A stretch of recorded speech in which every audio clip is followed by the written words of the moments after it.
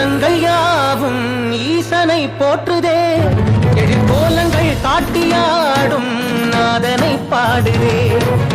ஆரூரன் தந்த பாடல் அடியாரை போற்றுதே. அதில் காணும் நாயன்மாரின் பக்தியை பாடுதே. சம்பந்த தேவாரம் கேட்டு சாம்பல் பெண்ணானதே. அப்பர்தம் தாண்டகம் கேட்டு நாகம் உயிர் தந்ததே. அடநாடென்ன காடென்ன குலமென்ன பிரிவென்ன எல்லோரும் அடியார்களே.